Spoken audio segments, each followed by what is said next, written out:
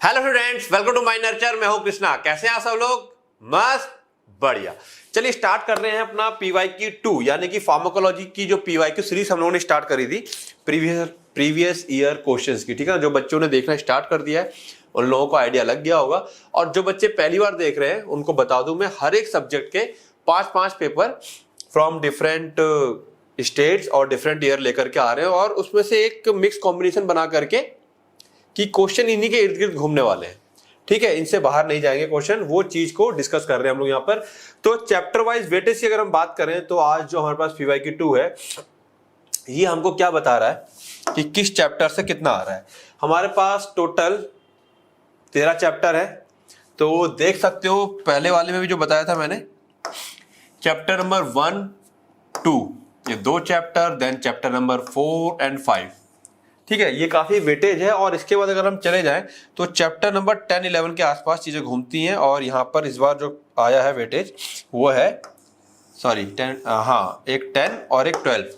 ठीक है, ये मतलब गिने चुने देखा जाए तो 4-5 चैप्टर ऐसे हैं जहां से मैक्सिमम वेटेज का क्वेश्चन आता है। ठीक है, अगर हम इनको 1, 2, 3, 4, 5, 6 ये 6 चैप्टर्स भी पढ़ के चले जाएं तो मोर देन 50% हमारा कवर हो जाता है। चलिए, ठीक है, ये जो पेपर हम डिस्कस कर रहे हैं, कोई ये ना समझे अच्छा हाँ ये बता दूं मैं, ये हम लोग MSBT, ये पेपर मेरे पास MSBT का है, MSBT के एग्जाम भी पास में आ गए हैं। ठीक है, तो उसको ही हम लोग कभी डिस्कस कर रहे हैं। यहाँ पर ये पेपर भी MSBT का, आगे 1-2 पेपर और MSBT के रहेंगे। BT यूपी के भी एग्जाम में, तो परेशान होने की जरूरत नहीं। BT यूपी का एग्जाम का लेवल काफी आसान रहता है। ठीक है, जो चीज मैं यहाँ मेन बताना चाह रहा हूँ, हाँ एक चीज और बताना चाह रहा था जो यहाँ मिस हो गई, कि इन चैप्टर्स के अलावा अगर आपको सब कुछ पढ़ रहे हो तो फोकस कहां करना है। तो इस चैप्टर का, इस पीवाईक्यू का जो मैंने निकाला है वो ये है कि डेफिनेशन आपकी 16 नंबर की पूछी गई है, और क्लासिफिकेशन से आपका 37 मार्क्स का आया हुआ है। यानी कि ये क्या है, 14+2 14 मार्क्स की डेफिनेशन डायरेक्ट पूछी गई है। Define this, what is this, define this करके दिखाऊंगा मैं अभी। जैसे कि एक उदाहरण दे दूं मैं, जैसे डिफाइन एंटी हाइपरटेंसिव एजेंट। ठीक है, तो ये डायरेक्ट क्वेश्चन आया हुआ है हमारे पास, ये है डायरेक्ट। और इनडायरेक्ट का मतलब क्या है? इनडायरेक्ट का मतलब है, जैसे क्वेश्चन आया था, right a short note on anti hypertensive agent. जब शॉर्ट नोट आ गया तो उसमें 1 नंबर की डेफिनेशन होगी ही होगी। ठीक है, तो ये इनडायरेक्ट हो गया। क्लासिफिकेशन में 14 नंबर की क्लासिफिकेशन डायरेक्ट पूछी गई है। अच्छा, क्लासिफिकेशन में क्या होता है? ड्रग्स पता होनी चाहिए। ड्रग्स का मतलब आपको एग्जाम्पल पता होंगे कौन सी कैटेगरी में क्या आ रहा है। और ये 23 मार्क्स का ये एग्जाम्पल वाला पार्ट है। कैसे? एग्जाम्पल और राइट अ शॉर्ट नोट वाला। जैसे दिखाता हूं मैं, आप लोगों को क्लियर हो जाएगा। क्लासिफाई देम, ये डायरेक्ट क्वेश्चन आ गया। क्लासिफाई देम, तो इसको मैंने यहां रखा है 14 मार्क्स के अंदर। और ये 23 मार्क्स में जो इनडायरेक्ट आ रहा है उसकी बात करें अगर हम लोग, इनडायरेक्ट, हाँ एलर्जी हुई आज।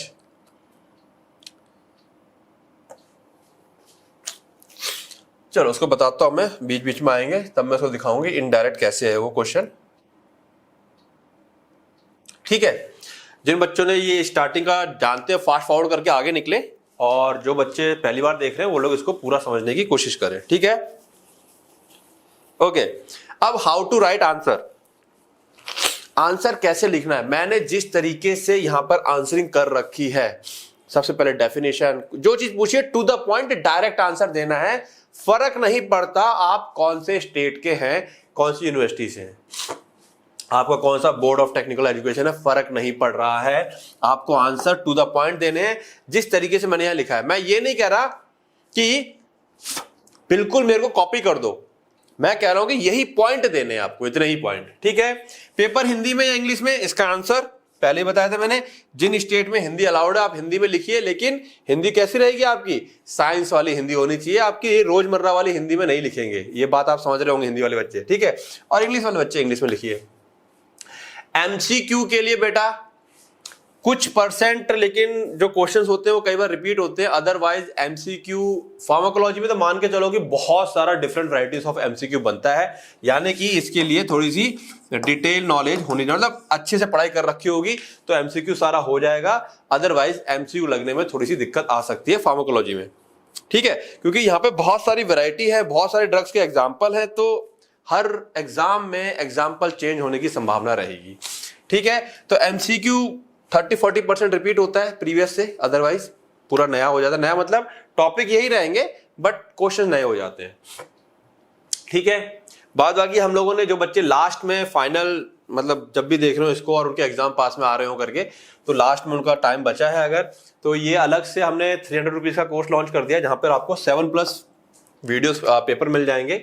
7 से ऊपर लगभग हम कोशिश ये करेंगे 10 पेपर पर सब्जेक्ट, ठीक है ना, उसमें डाल दें। अभी स्टार्टिंग हो रखी है, ठीक है, यानी कि ये आज अगर आप वीडियो देख रहे हैं, डेट देख लीजिएगा, उससे करीब 1 महीना टाइम लग जाएगा सारा पेपर अपलोड करने में। ठीक है, 7+ 5 तो हम यूट्यूब पे डाल देंगे। देन रिकॉर्डेड वीडियो यहीं मिल जाएगी आपको ऐप के अंदर, चैप्टर वाइज पीवाईक्यू का breakdown. Chapter wise PYQ breakdown का मतलब क्या है आपका, कि जो भी इसमें क्वेश्चन आएंगे, जो भी होता है ना 5 मार्क्स 3 मार्क्स के, उसको हम चैप्टर वाइज अरेंज निकाल दिया। चैप्टर 1 में ये क्वेश्चन है, चैप्टर 2 के ये क्वेश्चन है, तो चैप्टर वाइज ब्रेकर्स है, उससे क्या आसानी हो जाती है बच्चों को समझने में और क्वेश्चन को लगाने में। क्या चैप्टर 2 के लगाने तो ये लगा लिए सारे एक साथ। देन चैप्टर वाइज वेटेज बता ही रहा हूँ, पीडीएफ हिंदी और इंग्लिश में, पहले हम इंग्लिश ही प्रोवाइड करवाएंगे, हिंदी की बाद में प्रोवाइड करवाएंगे। ठीक है, तो और कोई प्रॉब्लम आता है तो नंबर पता ही है, आप मुझे कॉल कर लीजिएगा या व्हाट्सएप पे मैसेज कीजिएगा। चलिए स्टार्ट करते हैं अपना आज का पीवाईक्यू। तो सबसे पहला क्वेश्चन है, डिफाइन एंटी हाइपरटेंसिव एजेंट। तो एंटी हाइपरटेंसिव यानी कि जो हाइपरटेंशन यानी कि हमारे बीपी को कम करते हैं, इनको क्लासिफाई करना है। Mention types of hypertension. Types of hypertension अगर आप गौर से देखेंगे, ये क्वेश्चन थोड़ा सा वहां से आ गया फार्माकोथेराप्यूटिक्स से। ठीक है, कहां से आई है, फार्माकोथेराप्यूटिक्स का क्वेश्चन है एक तरह से ये। तो कंबाइन चलते हैं, फार्माकोथेराप्यूटिक्स और कोलॉजी दोनों कंबाइंड है। वहां पर जो मैनेजमेंट होता है, ट्रीटमेंट होता है, वहां पे ये डेफिनेशन क्लासिफिकेशन काम आ जाती है हमारे पास। ठीक है, define anti hypertensive agent and classify them, ये हम पीवाईक्यू 1 में कर चुके हैं, रिपीट हो रहा है क्वेश्चन तो मैंने डाल दिया यहाँ पर। टाइप्स ऑफ हाइपरटेंशन की बात करें अगर हम लोग, तो जैसे मैंने लिख भी दिया, क्वेश्चन ऑफ फार्माकोथेराप्यूटिक्स, यहाँ मतलब कॉमन है एक तरह से वहां पर, तो हम लोगों ने वहां पढ़ा होगा, यहाँ बहुत कम बच्चे पढ़ेंगे, लेकिन कुछ चीजें बड़ी कॉमन है। हाइपरटेंशन की टाइप्स आपको आनी ही चाहिए। अब अगर हम बात करें तो बेसिकली इसके 2 टाइप्स होते हैं, प्राइमरी और सेकेंडरी, लेकिन इसके अलावा भी बहुत सारी वैरायटीज होती हैं। प्राइमरी में क्या होता है, इसको एसेंशियल बोलते हैं। यहां पर जो बीपी होता है, इसका कोई भी नो आइडेंटिफिएबल कॉज, कोई कारण नहीं पता बीपी क्यों बढ़ा हुआ है। ठीक है, 90 से 95% केसेस में यही देखने को मिलता है, कोई कारण नहीं। क्यों, जेनेटिक हो सकता है, एज की वजह से हो गया है, डाइट आप खराब खा रहे हो, या स्ट्रेस है, ओबेसिटी है, तो कारण पता नहीं चलता है, कोई कारण नहीं दिख रहा अंदर का। ठीक है ना, कि क्या है एग्जैक्ट कारण क्या है। सेकेंडरी हाइपरटेंशन में क्या है, हमको यहाँ पर स्पेसिफिक अंडरलाइन मेडिकल कंडीशन, हमको कंडीशन पता है कि इस वजह से आपका बीपी बड़ा हुआ है। ये होते हैं 5 से 10% केस। इसमें जैसे कारण क्या हो सकता है, किडनी का प्रॉब्लम हो सकता है आपको, किडनी के अंदर artery stenosis, renal artery stenosis है, क्रोनिक किडनी डिजीज है, पॉलीसिस्टिक किडनी डिजीज है, या एंडोक्राइन डिसऑर्डर है, हार्मोन का प्रॉब्लम है आपका। ठीक है, कुछ दवाइयां खा रहे हैं इस टाइप की मेडिकेशन से, NSAID या ओरल कॉन्ट्रासेप्टिव। अब ध्यान रखना, अब यहां से एक चीज बड़ी इंपॉर्टेंट है, ये कौन सी मेडिसिन नहीं खानी चाहिए या कॉन्ट्रा इंडिकेटेड होती है हाइपरटेंशन में, तो NSAID ओरल कॉन्ट्रासेप्टिव्स है, प्लस डीकंजेस्टेंट है, या सॉरी स्टिमुलेंट्स है, कोकेन वगैरह लोग लेते हैं, तो ये नहीं लेना चाहिए। कुछ और चीजें जैसे ऑब्स्ट्रक्टिव स्लीप एपनिया है, या कोअर्सेशन ऑफ एरोटा, जो एरोटा होता है दब जाता थोड़ा सा, सोने की जो प्रॉब्लम रहती है, तो ये सारे कारण होते हैं कई बार हाई बीपी के। तो जब हमें कारण पता है तो उसको हम कहते हैं सेकेंडरी हाइपरटेंशन। अब तीसरी कैटेगरी क्या है, अगर हम सीवियरिटी के हिसाब से कि सीवियरिटी कितना खतरनाक है बीपी जो है, तो उसके हिसाब से अगर हम क्लासिफाई करें तो 1, 2 और 3 कैटेगरी आती है। नॉर्मल तो नॉर्मल है, एलिवेटेड है, हल्का बढ़ा हुआ मानते हैं, इसको भी हम कंडीशन मान के नहीं चलते हैं। स्टेज 1 जब 130 से 139 हो गया सिस्टोलिक, और डायस्टोलिक हो गया 80 से 89 के बीच में। स्टेज 2 हाइपरटेंशन 140 के ऊपर, 190 के ऊपर, हाइपरटेंसिव क्राइसिस, अगर आपका ये सिस्टोलिक 180 के ऊपर है और डायस्टोलिक 120 के ऊपर है, तो क्राइसिस मतलब इमरजेंसी होएगी, आपको तुरंत उसे डाउन करना पड़ेगा। ठीक है, इसके अलावा अगर हम बात करें कुछ और वैरायटीज की, तो आइसोलेटेड सिस्टोलिक हाइपरटेंशन, आप लोगों ने सुना होगा कि सिस्टोलिक बीपी तो बढ़ा हुआ है बट डायस्टोलिक नॉर्मल रहता है। ये है आइसोलेटेड। आइसोलेटेड मतलब अलग से केवल एक पार्ट बढ़ा हुआ है। कारण क्या होता है? Age related stiffening of arteries. Arteries धीरे धीरे क्या होती है? हार्ड हो जाती है, उनका एक्सपेंशन नहीं हो पाता है। देन मैलिग्नेंट हाइपरटेंशन या एक्सेलरेटेड हाइपरटेंशन, ये क्या चीज है? A medical emergency characterized by the very sudden severe rise in BP. ठीक है, अचानक से बहुत तेज बीपी बढ़ जाएगा, अचानक से, कोई कारण नहीं है।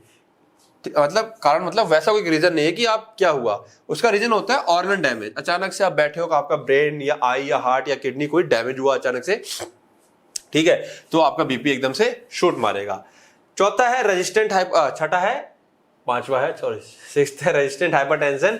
बीपी जो है वो remains high despite concurrently taking 3 और more different classes of anti hypertensive medication.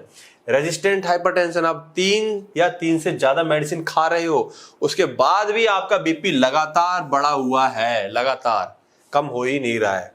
ठीक है, इसका मेन कारण सेकेंडरी कॉजेज होते हैं, ठीक है, या आप दवाइयां प्रॉपर नहीं ले रहे हैं, प्रॉपर जैसे डॉक्टर ने बताई है। ठीक है, या तीसरा होता है white coat effect. Very important, ये आपका एमसीक्यू पूछा सकता है। क्या होता है white coat effect? White coat doctor का होता है, तो जैसे ही आप वहां जाते हैं, क्या कहते हैं, क्लिनिक में जाते हैं, ठीक है, high BP only in clinical setting but normal at home. घर पे नॉर्मल है और जैसे ही आप क्लिनिकल सेटिंग में जाते हैं आपका बीपी क्या होता है? हाई हो जाता है ड्यू टू एंजाइटी या डॉक्टर विजिट जो भी है। ठीक है, तो डॉक्टर देखते हैं अरे तुम्हारा बीपी फिर बढ़ा हुआ है, फिर बढ़ा हुआ है, तो उसको बढ़ा हुआ ही दिखाई पड़ रहा है। ठीक है, देन है मास्क्ड हाइपरटेंशन। ठीक है, मास्क मतलब जो छुपा हुआ है, वेरी डेंजरस, ये खतरनाक होता है। जब ये अपोजिट होता है व्हाइट कोट का, जैसे ही आप डॉक्टर के पास जाते हैं आपका बीपी जो है और नॉर्मल हो गया, लेकिन जब आप घर पे हैं या नॉर्मल एक्टिविटी कर रहे हैं आपका बीपी बढ़ जाता है। ये खतरनाक है, डॉक्टर पकड़ ही नहीं पाता है। ठीक है, क्योंकि ये डायग्नोस ही नहीं हो पाता, डॉक्टर के पास जाते हो आपको बीपी नॉर्मल हो जाता है। Okay, then nocturnal hypertension. Nocturnal मतलब जो रात में आता है, रात में बढ़ता है। Abnormal elevation of BP during sleep. Very important, यहां पर आपको एक चीज पता चलेगी कि हमारा बीपी रात में डाउन हो जाता है। कैसे समझते हैं? Usually defined as average sleep BP, जो कि 120-70 के ऊपर रहता है, तो उसको हम नॉक्ट्यूर्नल हाइपरटेंशन कहते हैं। अगर 120 के ऊपर है सोते हुए, होता क्या है? Failure of the body's nocturnal circadian rhythm. हम लोग जो कहते हैं ना सर्काडियन रिदम, जो हमारे स्लीप वेक साइकिल है, हमको सोना है कब जागना है, ये जो हमारी बॉडी का क्लॉक है, अगर आपने ये डिस्टर्ब कर दिया है, लोग बेवजह बीपी बढ़ रहा है, लोग मर रहे हैं, क्यों? क्योंकि उनका ये पैटर्न बॉडी का डिस्टर्ब हो रहा है। ठीक है, नेचुरल है, उसके बहुत सारे रीजन है, ठीक है, वो कभी और बात करेंगे। तो बॉडी का जो क्लॉक है ना, ऑटोमेटिक, आप कुछ भी देख लो, चाहे आप पूरी रात जग गए और पूरा दिन सो लियो, लेकिन रात में आपको हल्की हल्की नींद सी आती है, दिन में फ्रेशनेस लगेगी, रात में फ्रेशनेस नहीं लगती है। तो आपका जो सर्काडियन रिदम ब्रेक हो गया है, ठीक है, तो वो काम नहीं कर रहा है। तो जो सर्काडियन रिदम है उसको पता है, अच्छा आप सो गए हो तो आपके बीपी को लो करना है, क्योंकि अब इतना काम बॉडी को नहीं करना है। ठीक है, वो 10 से 20% रात में कम कर देता है। इसको हम कहते हैं ठीक फेलियर। जो 10 से 20% कम कर देता है, और अगर ये कम नहीं कर पा रहा है तो इसको हम कहते हैं नॉन डिपिंग, डिप नहीं हो रहा है। इसका मेन कारण क्या है? ऑब्स्ट्रक्टिव स्लीप एपनिया, जो वही नींद वाली प्रॉब्लम आपकी आ गई। किडनी डिजीज हो सकती है, डायबिटीज हो सकती है, या फिर नमक ज्यादा खा रहे हो, दारू बहुत ज्यादा पी रहे हो, या स्ट्रेस है बहुत ज्यादा आपको, तो बच के रहना है आपको। ये रात वाला जो कॉन्सेप्ट है बीपी, और बीपी देखो, बीपी हर फसाद की जड़ होती है। आपका हार्ट प्रॉब्लम, किडनी प्रॉब्लम, आई प्रॉब्लम, दुनिया भर की चीजें बीपी से हो जाती हैं। थर्ड है लेबाइल हाइपरटेंशन। लेबाइल होता है जो कहते हैं नाजुक टाइप का, तो नाजुक एक्चुअली हिंदी वर्ड आ गया उसका वो। तो इसका मतलब क्या है? BP that frequently and spontaneously fluctuate. Labile है, लगातार बदल रहा है, ठीक है, between normal and high level without a consistent pattern. कोई पैटर्न नहीं है, कभी कम हो जा रहा है, ज्यादा हो जा रहा है। ठीक है, इसका कारण क्या होता है मेन? ये actually early stage of essential hypertension. तो इसेंशियल हाइपरटेंशन होता है उसका ये अर्ली स्टेज होता है। ठीक है, मेनली चिंता, एंजाइटी, पैनिक डिसऑर्डर या ऑटोनॉमिक डिसफंक्शन की वजह से ऐसा होता है। देन जेस्टेशनल हाइपरटेंशन, ये आप लोगों ने पढ़ा होगा कहाँ? फार्माकोथेरेपेटिक्स में। ठीक है, जैसे ही न्यू ऑनसेट, मतलब नॉर्मल बीपी नहीं है एक फीमेल को, लेकिन जैसे ही वो प्रेग्नेंट होती है तो आफ्टर 20 वीक्स ऑफ प्रेगनेंसी के 20 हफ्तों के बाद एक जो वुमेन है, a woman who previously had normal BP, जिसका बीपी नॉर्मल था, अब उसको बीपी हाई रहने लगा। इसका progression can develop into pre eclampsia. Word सुना होगा प्री एक्लेम्सिया, मार्क कर लेना, इंपॉर्टेंट है, यहां काम आएगा, नहीं तो फार्माकोथेरेपेटिक्स में काम आएगा। धीरे धीरे अगर ये बीपी कंट्रोल नहीं किया गया तो प्री एक्लेम्सिया में चला जाता है। इसका मतलब हो गया मोर severe with organ damage. BP इतना बढ़ गया है कि आपके बॉडी के ऑर्गन डैमेज होने की संभावना हो जाती है, that is the pre eclampsia. ठीक है। देन पल्मोनरी हाइपरटेंशन, इसका पल्मोनरी मतलब लंग्स का। This is not a systemic high blood pressure, note down करेंगे इसे। ये पूरी बॉडी का बीपी नहीं बढ़ा है, ये केवल आपका जो ये है पल्मोनरी आर्टरीज है, इसका बीपी बढ़ा हुआ है। ठीक है। ये होता क्यों है? लंग डिजीज की वजह से, हार्ट डिजीज की वजह से। पूरी बॉडी का बीपी यहां पर नहीं बढ़ा है। बात समझ में आ गई? क्लियर है बातें? तो ये अब यहां पर देखो, मैं फिर एक चीज बता दूं, मैं ध्यान से मेरी बात को सुनेंगे सब बच्चे लोग कुछ कहेंगे सर इतना। देखो मैं जितना भी करवा रहा हूं, मैं डिटेल दे रहा हूं यहां पर, तो इसका मतलब ये नहीं है, मैंने कहा ना मेरे को पूरा कॉपी नहीं करना है, यहां आपको थोड़ा सा दिमाग लगाना है। जैसे डिफाइंड हाइपरटेंसिव 1 मार्क्स का है, क्लासिफिकेशन 2 मार्क्स का है, ये 2 मार्क्स का है। अब बात समझना, ब्रेकेज ऐसे ही करना है आपको हमेशा। मैं पिछले पेपर में बताया था, डेफिनेशन को 1 नंबर और 3 पार्ट है, तो आगे वाले डिफाइन 1 नंबर का, बाकी 2-2 नंबर के हो जाएंगे। ठीक है। अब टाइप्स ऑफ हाइपरटेंशन में आप क्या करोगे, आप ये हेडिंग दे दोगे, ये 2 पक्का दोगे, या सबकी हेडिंग दे दोगे। और कितनी है, ये 2 नंबर का है ना, कोई 4, और 4 में मैं बोलूंगा first, second and then this is third, ये आप बता देंगे। इसके बाद आप एक जेस्टेशनल बता देंगे। कौन सा बता देंगे? जेस्टेशनल, ये वाला। हेडिंग सारी दे दी और एक्सप्लेन 4 को कर दिया, ये है तरीका। और मैं सारे क्यों दे रहा हूं कि भाई मान लो एटलीस्ट सबके बारे में पता होना चाहिए। एमसीक्यू कई बार आना है तो कहीं से भी आ जाएगा। ठीक है। तो इसलिए पता सबके बारे में हो, लिखने के पर्पज से आपको 4, ये मैंने यहां पे समरी दे दी है कि अगर इसको क्लासिफाई करना पड़े तो कारण के हिसाब से, प्राइमरी सेकेंडरी, जिनका कारण पता है, जिनका कारण नहीं पता है। बाय सीवियरिटी के हिसाब से 3 स्टेज है। बाय प्रेजेंटेशन, प्रेजेंटेशन मतलब जैसे व्हाइट कोट हो गया, मास्क, रेजिस्टेंट, आइसोलेटेड, और स्पेशल टाइप। स्पेशल टाइप मतलब या तो आपको लंग्स का है या आपको प्रेगनेंसी के समय है। तो आप इस तरीके से भी कैटेगराइज कर सकते हैं। ठीक है, बात समझ में आ रही है? तो ये कुछ चीजें जो एक्स्ट्रा है वो दिमाग में चीजों को सेट करने के लिए है। तरीका जो मैंने बताया लिखने का वो वही रहेगा। ठीक है। और किसी के पास टाइम है अच्छा खासा और लिखने में स्पीड में है, मतलब स्पीड में लिख सकता है, टाइम बचा हुआ, सारी चीजें कंट्रोल में है, तो पूरा पूरा और याद भी है तो पूरा लिखो, कोई दिक्कत नहीं है। ठीक है। चलिए आगे आते हैं। व्हाट आर ओपियोइड एनाल्जेसिक, फिर डेफिनेशन आ गया 1 नंबर। Give examples. अब एग्जांपल्स कहां से आएंगे? क्लासिफिकेशन से आएंगे, इसलिए एग्जांपल्स के लिए क्लासिफिकेशन याद होना जरूरी है। तो ये आपका आ गया। अब 2 नंबर का है तो ध्यान रखेंगे यहां कम से कम 4 एग्जांपल आपको देने हैं। Right pharmacological action of morphine. अब मॉर्फिन के डायरेक्ट किसी ने याद शायद नहीं किए होंगे, बट कुछ ड्रग्स बड़ी इंपॉर्टेंट होती है, उनके अलग से याद कर लेने चाहिए, बट कोई बात नहीं। मॉर्फिन का याद नहीं है, आपने जो फार्माकोलॉजिकल एक्शन जो ओपियोइड एनाल्जेसिक का याद कर रखा होगा, आप उसको ही लिख करके आएंगे। ठीक है। तो चलिए डेफिनेशन कर लेते हैं। एनाल्जेसिक क्या होते हैं? क्लास ऑफ ड्रग है जो relieve moderate to severe pain, जो हमें मॉडरेट से भयंकर पेन तक जो होता है उससे राहत देती है। और ये काम करती किस पे? ओपियोइड रिसेप्टर पे, म्यू, के और डेल्टा पे, जो कि सेंट्रल नर्वस सिस्टम में होते हैं और पेरिफेरल टिश्यूज पे होते हैं हमारे। ठीक है। पेरिफेरल टिश्यू मतलब हाथ वगैरह पे रहेंगे।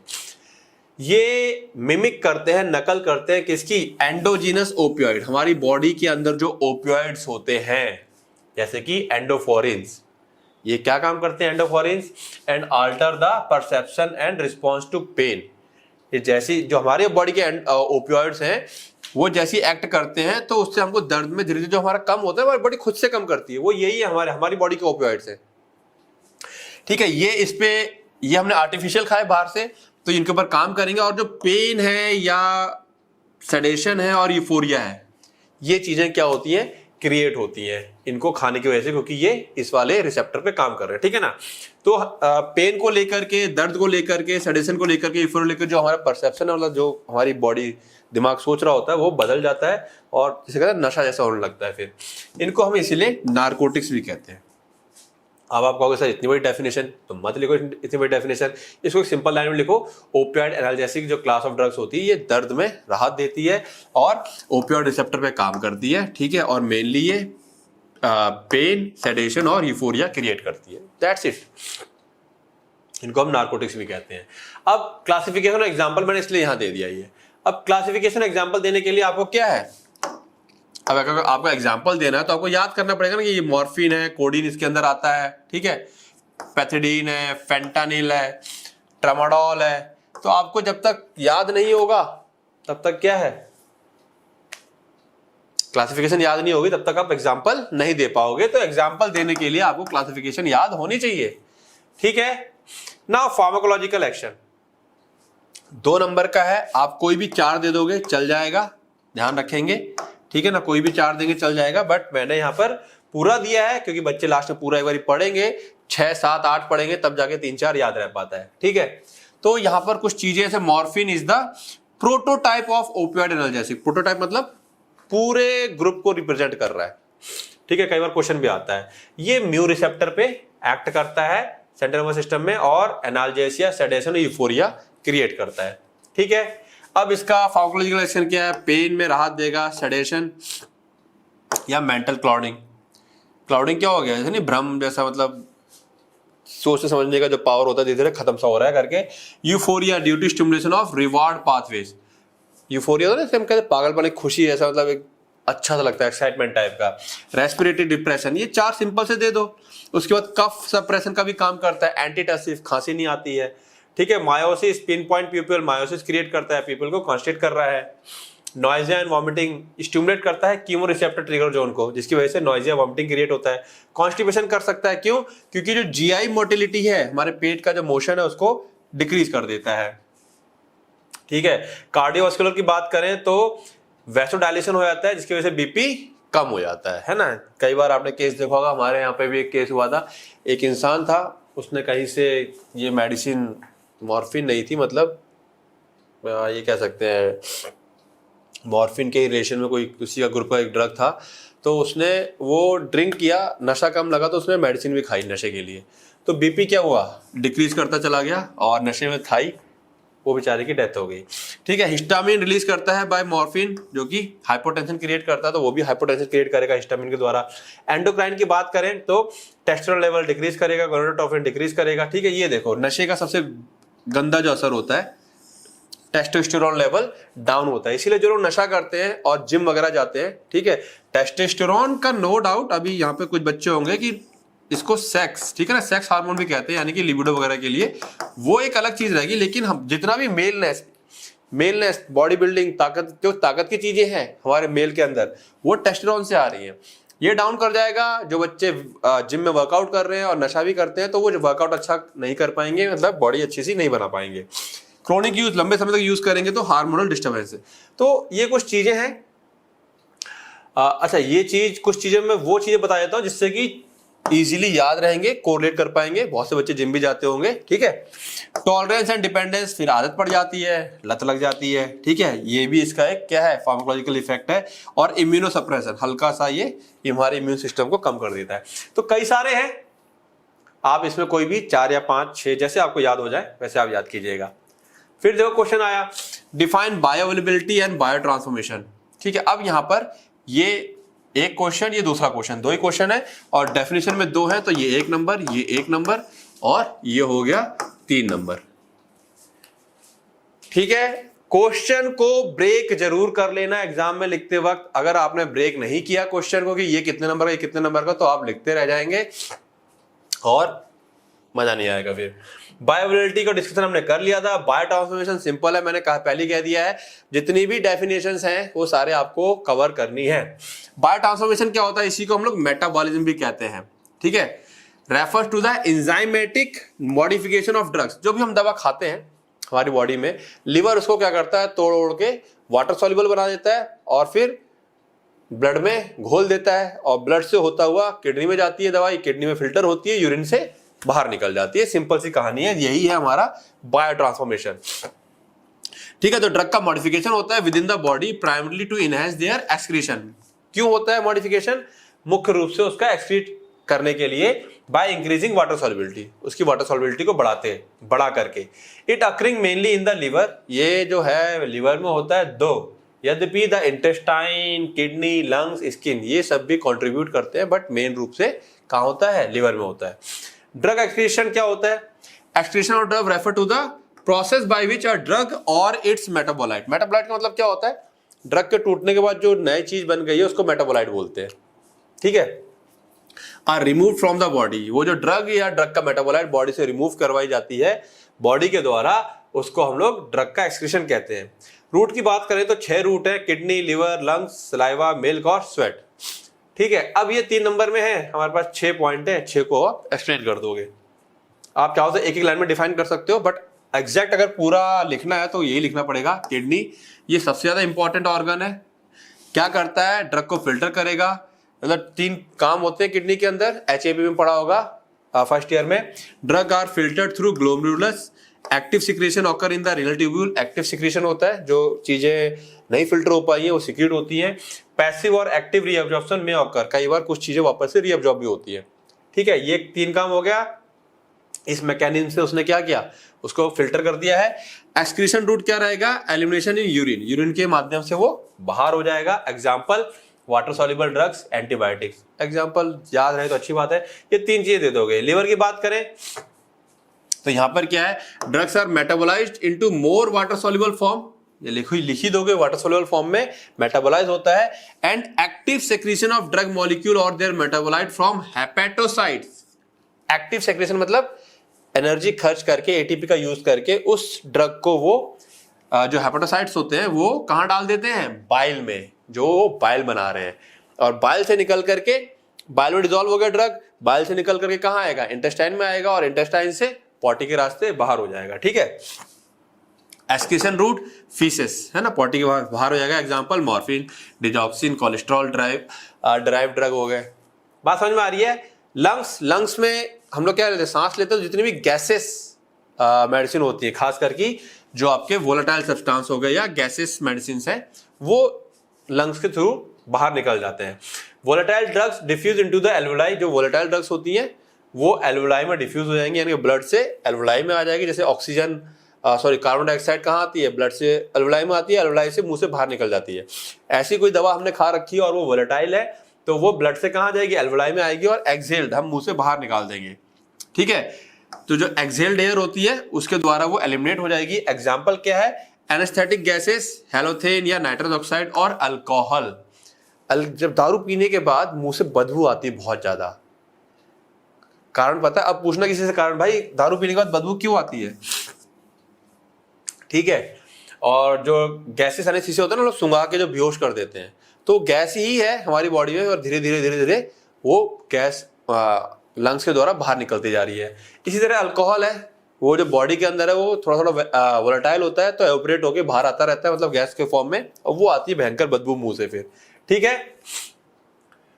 देन स्किन में पसीना निकलता है, तो जो ड्रग होता है diffuse into sweat gland and excreted in sweat, जो खून में दवाई होती है वो उसमें स्वेट ग्लैंड में डिफ्यूज कर जाती है, ठीक है, और वहां से फिर बाहर निकल जाएगी। हैवी मेटल्स और कुछ एंटीबायोटिक्स इस स्वेट के माध्यम से बाहर आते हैं। गैस्ट्रो इंटेस्टाइनल ट्रैक्ट, यानी कि हमारा पेट, बहुत सी दवाई ऐसी है जो एक्सक्रीट होती हैं, जो हमारा इंटेस्टाइन है वहां से, मतलब ब्लड की सप्लाई हो रही है, वहां से दवाई को पकड़ के वो इंटेस्टाइन में डाल देता है। प्लस जो एब्जॉर्ब नहीं हुई है, ठीक है, वो सारी इंटेस्टाइन के माध्यम से फिर फाइनली कहां जाएंगी? पॉटी के माध्यम से बाहर हो जाएंगी। Mechanism, drug may be directly excreted into the intestine, दवा या तो डायरेक्टली एक्सक्रीट हो जाएगी इंटेस्टाइन में, ठीक है, और या फिर बाइल कंटेनिंग, जो लिवर में बाइल के थ्रू से आ रहा है वो आ जाएगी दवाइयां यहाँ पर। एक्सक्रीशन रूट क्या आ जाएगा? Drugs are eliminated in faeces, potty, ठीक है। एग्जाम्पल्स ओरली एडमिनिस्टर्ड ड्रग्स, जो भी हम टैबलेट्स वगैरह खाते हैं, और डेट आर पुअरली एब्जॉर्ब, जो कि सही से एब्जॉर्ब नहीं हो पाती है, वो जीआई ट्रैक्ट से निकल जाती है। देन सैलिवरी ग्लैंड्स, सलाइवा, ठीक है, small amounts of drugs are excreted in saliva, थोड़ा बहुत अमाउंट निकलता है। कैसे?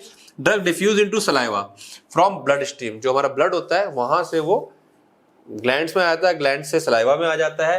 जो बिटर टेस्ट लगता है हमको कई बार मुंह के अंदर, जो पेशेंट दवाइयाँ खा रहा होता है वो एक्चुअली दवाइयाँ एक्सक्रीट कर रही होती है, हम कहते हैं मुंह कड़वा कड़वा सा है, वो कई बार यही होता है कि दवाइयाँ जो है वो सलाइवा से मुंह में आ रही होती है। ठीक है, ठीक है। एक्सक्रीशन रूट हो गया सलाइवा, एग्जाम्पल लिथियम, इथेनॉल और कुछ एंटीबायोटिक।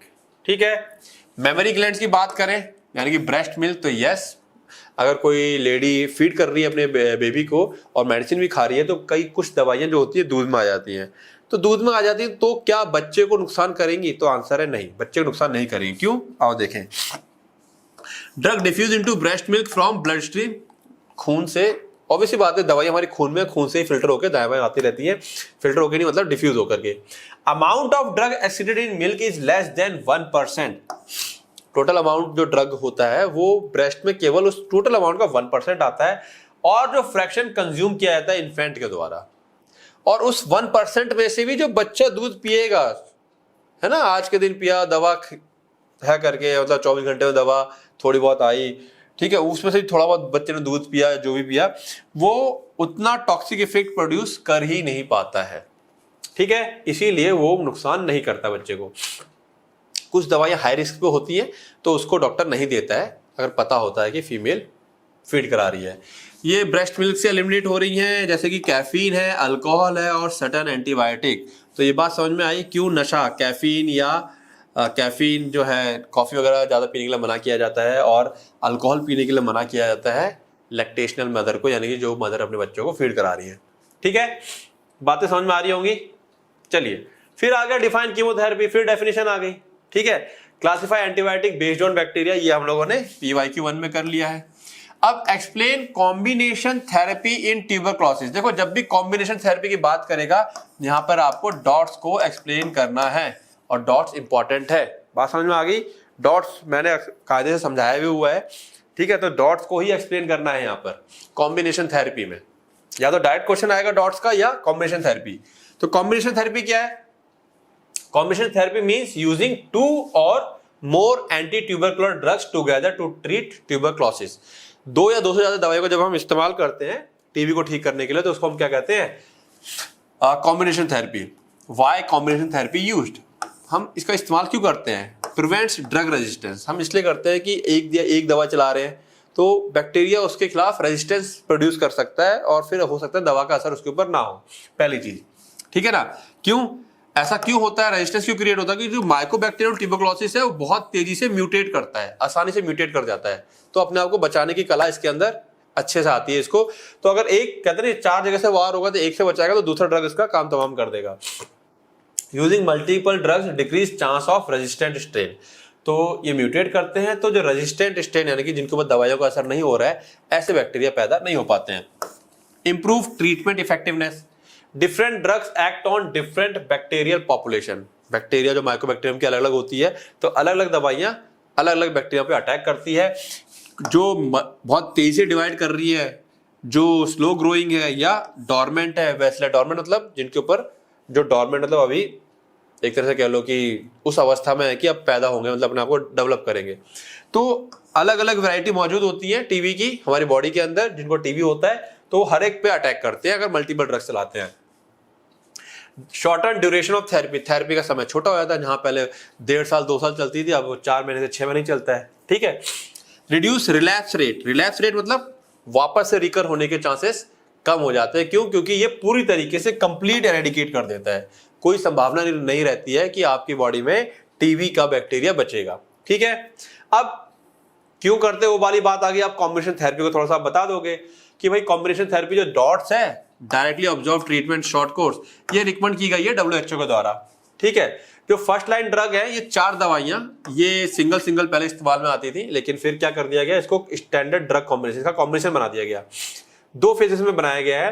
पहला है इंटेंसिव फेज, 2 से 3 महीने का जो होता है, इसमें 4 दवाइयां एक साथ चलाई जाती हैं। HRZD पर्पस क्या है? तेजी से मारना बैसिलाई को और उसकी इन्फेक्टिविटी को, जो उसका इन्फेक्शन है उसे कम करना। फिर कंटिन्यूअस फेज यानी कि 4 से 6 महीने जो अगले होंगे, उसमें क्या रहेगा, 2 दवाइयों का कॉम्बिनेशन आपका लगातार चलता रहेगा, ताकि जो बचे हुए बैक्टीरिया है वो खत्म हो जाए और वापस से बैक्टीरिया अटैक ना कर पाए, मतलब बीमारी वापस से ना आ जाए। तो ये हो गया अपना कॉम्बिनेशन थेरेपी। ठीक है, again define local anaesthetics, 1 number, give 2 example 2 number, ये 2 नंबर। ठीक है, right uses of local anaesthetic. तो सिंपल है, डिफाइन लोकल, गिव 2 एग्जांपल, ये पीवाई के 1 में कर लिया। इसके यूजेस देख लो, यूजेस सिंपल है। लोकल एनेस्थेटिक का यूज हम लोग कहाँ करते हैं, छोटा मोटा टाँके लगाना है, चीरा लगाना है, दांत को सुन करना, यही सब चीजें हैं। तो वही सब चीजें यहाँ बता रखी हैं, ध्यान से देखना। डायग्नोस्टिक एंड माइनर प्रोसीजर्स, जैसे कि ऑप्थेल्मिक प्रोसीजर है, कॉर्निया है ना, या टोनोमेट्री। टोनोमेट्री क्या होता है, एक इंस्ट्रूमेंट होता है, उसको आंख के ऊपर रख करके उससे प्रेशर नापते हैं। ENT procedure, nasal, throat, laryngeal, जो क्या कहते हैं नाक में कई बार वो कर डाला जाता है, एंडोस्कोप वगैरह डाला जाता है। ठीक है, एंडोस्कोपी आ गई। माइनर डर्मेटोलॉजिकल प्रोसीजर, हल्की फुल्की कई बार स्किन स्क्रैच वगैरह करी जाती है। तो मतलब सुन्न करना है हमें, सुन्न करने के जहां जहां तरीके हैं वो आप लगा दोगे। सुचरिंग ऑफ वाउंड, टाके लगाना। माइनर सर्जिकल प्रोसीजर, स्किन या उसमें हल्का फुल्का कट लगाना है। डेंटल प्रोसीजर, दांत वगैरह घोड़ना है। ठीक है, nerve block, dental and maxillofacial surgery, orthopaedic procedure, limbs या जॉइंट्स। तो वही सारी चीजें हैं आपको जहां जहां जो जो सर्जरीज के नाम है यहाँ पर, ये सारे जहां जहां इस्तेमाल हो रहे हैं वो आप बता दोगे। ठीक है ना, क्लियर है बातें? तो बहुत सारी हैं, आपको जो सिंपल लगे वो आप 2 नंबर का है, 2 नंबर के हिसाब से 4 पॉइंट आप लिखेंगे। ठीक है, ठीक है, मैंने बिल्कुल एग्जैक्टली उन्हीं सर्जरीज का नाम यहाँ पे लिखा हुआ है। पोस्ट ऑपरेटिव पेन रिलीफ, तो बहुत सारी चीजें ऐसी लिखी जो एग्जैक्टली उनके नाम है। तो कॉमन कॉमन आप लिख लोगे, दांत का, आंखों का, माइनर कट का, ठीक है, सूचर्स का, ये 4-5 पॉइंट आप लिख दोगे अलग से। अब बिल्कुल एकदम डिटेल में जाना है तो आप ये 6-7 पॉइंट है। माउथ अल्सर्स हैं, ठीक है, सनबर्न हो जाता है, तो यहाँ पर हेमरॉइड्स हैं, पाइल्स हो जाती है जो, ठीक है, तो ये आप पॉइंट डाल सकते हो। तो इस टाइप से काफी सारी चीजें हैं इसके अंदर। What are corticosteroid, definition, give 2 example, classification से आ गया। Write a note on thyroid hormone. अब राइट अ नोट है तो यहां पर आप क्या करोगे, अगेन डेफिनेशन तो आएगी। तो मैंने कहा ना, डेफिनेशन इस तरीके से राइट अ नोट है, और यहाँ पे अगर क्लासिफिकेशन मौजूद है तो एक क्लासिफिकेशन दे दोगे, और क्लासिफिकेशन नहीं है तो जो चीज हमारे सिलेबस में वो लिख दोगे यहाँ पर। ठीक है, बात समझ में आ रही है? तो कोर्टिकोस्टेरॉइड्स क्या होते हैं? कोर्टिकोस्टेरॉइड्स, अगर आप लोगों ने HAP को अच्छे से पढ़ा हुआ है फर्स्ट ईयर में तो आसान लगेगा। क्या होते हैं? एड्रिनल कॉर्टेक्स के द्वारा जो हार्मोन, स्टेरॉइड हार्मोन रिलीज किए जाते हैं, ठीक है, उनको हम कोर्टिकोस्टेरॉइड्स कहते हैं। तो एड्रिनल कॉर्टेक्स कह लो या उनके सिंथेटिक एनालॉग जो हम लोग बना रहे हैं। दे रेगुलेट मेटाबॉलिज्म, क्या काम करते हैं? मेटाबॉलिज्म, इन्फ्लेमेशन, इम्यून रिस्पॉन्स और इलेक्ट्रोलाइट बैलेंस करते हैं। Chemically drive from cholesterol, cholesterol से ड्राइव होते हैं। टाइप्स, ग्लूकोकॉर्टिकॉइड और मिनरलोकॉर्टिकॉइड। अब भाई व्हाट आर है, गिव एग्जांपल, एग्जांपल में क्या आ गया, ग्लूकोकॉर्टिकॉइड, मिनरलोकॉर्टिकॉइड। तो नाम देके नहीं छोड़ना है, यहाँ पर थोड़ा सा इसको बताओगे, ठीक है, क्योंकि ये वाटर कॉर्टिकॉइड ये 1 नंबर का हो गया, गिव एग्जांपल ये 2 नंबर का हो गया। ठीक है, तो थोड़ा सा एक्सप्लेन कर दोगे ग्लूकोकॉर्टिकॉइड क्या है। ये हमारे कार्बोहाइड्रेट मेटाबॉलिज्म और एंटी इंफ्लेमेटरी एक्शन करते हैं। एग्जांपल इसका दे दोगे, जैसे हाइड्रोकोर्टिसोन, प्रेडनिसोलोन, फंक्शन दे दिया। मिनरेलोकॉर्टिकॉइड्स, नाम से आ रहा है मिनरेलो, मिनरल्स यानी कि वाटर और इलेक्ट्रोलाइट को बैलेंस करेंगे, सोडियम, पोटेशियम। ठीक है, एल्डोस्टेरोन, फ्लूइड्रोकोर्टिसोन। ठीक है, 2 एग्जांपल हो जाएंगे इसके, ये तो देने हैं, और ये फंक्शन आ गया इसके। Sodium retention, potassium excretion, potassium को बाहर निकालना, मेंटेन ब्लड प्रेशर, बीपी को मेंटेन करना। ठीक है, चीजें टू द पॉइंट रहेंगी, एकदम सटीक रहेंगी, कोई भी दाएं बाएं फालतू चीजें नहीं लिखनी है। ठीक है, पेज भरने की ज्यादा आवश्यकता नहीं है। अब define antiemetic 1 number, give 2 example 1 number, classify anti ulcer agents with example. अब यहां पर ये 1 नंबर में एंटी अल्सर एजेंट का क्लासिफिकेशन ही पूछ लिया है। अब पूछ लिया तो देना पड़ेगा भाई, 3 क्वेश्चन है ना, पूछ ले, देना मजबूरी है। अब डिफाइन है 1 नंबर, इसका तो बनेगा ही बनेगा। गिव 2 एग्जांपल, इसका भी 1 नंबर बनेगा। अब अगर इसको हम 2 नंबर में भी तोड़ दें तो ये दोनों मिला करके 1 नंबर बनेगा, यानी कि डेफिनेशन हमारे पास कितने की बनी, आधे नंबर की, एग्जाम्पल बना आधे नंबर का। तब ये जाकर 2 नंबर का बनेगा। तो मामला फंसेगा इस तरीके थोड़ा सा, क्योंकि ये थोड़ा सा हो गया क्वेश्चन अब बड़ा। तो कुछ नहीं है, एंटीमेटिक जो वॉमिटिंग को हमारे रोक देती हैं, और एग्जाम्पल बोला है तो आपको क्लासिफिकेशन नहीं करनी है। मैंने यहाँ क्लासिफिकेशन डाल दी दिखाने के लिए कि क्लासिफिकेशन एग्जाम्पल देने के लिए आपको क्लासिफिकेशन पता होना चाहिए। तो गिव टू एग्जाम्पल यहाँ साफ साफ बोला है, तो आपको क्लासिफिकेशन नहीं डालनी है, ध्यान रखना। समझाने के लिए मैंने केवल क्लासिफिकेशन डाली यहाँ पर। देन एंटी अल्सर जो हमारे क्या करते हैं, प्रिवेंट रोकते हैं, ट्रीट करते हैं और भरते हैं हमारे अल्सर्स को, जो कि हमारे जीआई में पाए जाते हैं। ठीक है, हमारे पेट के अंदर जो अल्सर होते हैं। इसमें आगे क्या क्लासिफिकेशन है ना, तो क्लासिफिकेशन यहां देनी पड़ेगी क्लासिफिकेशन आपको। अब क्लासिफिकेशन का मैं आपको तरीका बता दूं। यहां पर पहली हेडिंग, दूसरी हेडिंग, तीसरी और चौथी, आप ये 4 कैटेगरी बना करके इस कैटेगरी के 2 एग्जाम्पल, इस कैटेगरी के 2 एग्जाम्पल, इस कैटेगरी के 2 एग्जाम्पल, इस कैटेगरी के 2 एग्जाम्पल, मिनिमम इतना पक्का करेंगे जिन बच्चों की जैसी कैपेसिटी है। अदरवाइज मिनिमम अगर पूछा जाए कि क्या पूरा क्लासिफिकेशन याद करना हर किसी का, तो मैं आपसे बता रहा हूं पूरा नहीं करना है। गैस्ट्रिक एसिड सिक्रीशन इनहिबिटर ये डाल करके आप यहां पर कोई भी 2 या 3 एग्जाम्पल दे दे, तो 4 आपकी ये कैटेगरी बन गई और उसके अंदर के एग्जाम्पल आ गए। जिस बच्चे की कैपेसिटी अच्छी है पूरी पढ़ने की, पूरी लिखने की, वो पूरा लिखे। बात समझ में आ रही है? मैं शॉर्टकट बता देता हूं ताकि चीजें थोड़ी सी आसान हो जाए उन बच्चों के लिए जो लास्ट मोमेंट पर पढ़ाई कर रहे हैं और किसी वजह से पूरा साल पढ़ाई नहीं कर पाए। तो उम्मीद है क्लासिफिकेशन करने का तरीका समझ में आ गया होगा। अब इसमें तो जैसे 1 2 3 4 5 6 7, इसमें 7 कैटेगरी हैं। ठीक है, मान लो फिलहाल एग्जाम्पल पूछा है, क्लासिफिकेशन आ जाता तो 7 में कम से कम 4 तो दो आप। ठीक है ना, सारी कैटेगरी याद नहीं हो रही और सारे ड्रग नहीं देने हैं, कोई भी 2 ड्रग एग्जाम्पल में देने हैं बस। ठीक है ना। अब आगे 3 नंबर एक क्वेश्चन कह रहा है drug use in treatment of atherosclerosis, ऐसे आगे लिख करके। तो यानी कि हमको किसके बारे में लिखना है, एथेरोस्क्लेरोसिस के अंदर जो दवाइयां इस्तेमाल होती हैं उनके ऊपर लिखनी है। ठीक है, तो सबसे पहले क्या करोगे, इसको पहले तो बताओगे एथेरोस्क्लेरोसिस होती क्या है। ठीक है, तो डेफिनेशन आ गई 1 नंबर की। उसके बाद दवाइयां कौन सी यूज होती हैं, तो वो क्लासिफिकेशन आ गया। तो क्लासिफिकेशन 2 नंबर का हो गया, डेफिनेशन 1 नंबर की हो गई। बात समझ में आ रही है? तो एथेरोस्क्लेरोसिस क्या होती है, ये क्रोनिक बीमारी होती है इन विच लिपिड्स यानी कि जो कोलेस्ट्रॉल होता है, वो कोलेस्ट्रॉल, फाइब्रस टिश्यू और इन्फ्लेमेटरी सेल्स धीरे धीरे हमारी आर्टरीज के अंदर इकट्ठे होने लगते हैं और प्लेग बना लेते हैं और हमारी आर्टरी को पतला कर देते हैं और फिर नैरो हो जाती है हमारी आर्टरी, उसमें से ब्लड की सप्लाई हो नहीं पाती है। क्लासिफिकेशन दे दोगे 3, इसमें 5 वैरायटी हैं। ठीक है, हाइपोलिपिडिमिक ड्रग्स, HMG को, ये वैरायटी सबसे ज्यादा इंपॉर्टेंट है, याद रखेंगे। ठीक है, क्लियर। अब अगर आपने इतने 2 चीजें दे दी हैं तो 3 नंबर के हिसाब से पर्याप्त है। लेकिन अगर आपको चीजें ज्यादा याद है, इंडिकेशन याद है, कॉन्ट्रा इंडिकेशन याद है, तो ये 2 चीजें और दे दो। देखो मैंने एक चीज देखी है, पूरा कहीं पे भी ना डोज के बारे में क्वेश्चन नहीं पूछे जा रहे हैं। तो डोज जैसे पहले मैं बोलता था कोई भी 2 याद कर लो, तो अगर आपको याद है तो अच्छी बात है, अदरवाइज डोज याद करने की जरूरत नहीं है। डोज के ऊपर क्वेश्चन नहीं देख रहा हूं मैं कि डायरेक्ट डोज के ऊपर क्वेश्चन कोई पूछा जा रहा है। Advantage disadvantage of parenteral route of administration, उम्मीद है ये तो आप लोगों ने पढ़ा ही होगा। ठीक है, पेरेंटल मतलब इंजेक्शन वाला। तो ये क्वेश्चन मेरे ख्याल से एक बेसिकली हर बच्चा पढ़ता है इसको। ठीक है, कि भाई इंजेक्शन का देने के और टैबलेट खाने के क्या फायदे और नुकसान है। तो सॉरी, यहाँ पे इंजेक्शन वाले की बात हो रही, पेरेंटल रूट की। तो पेरेंटल रूट क्या होता है, जो दवाई आप इंजेक्शन से दे रहे हैं उनको पेरेंटल रूट कहते हैं। क्या एडवांटेज है, तुरंत असर होता है, 100% बायो अवेलेबिलिटी है, जो बेहोश इंसान है या जिनको वॉमिटिंग हो रही है उनको दे सकते हैं इजीली।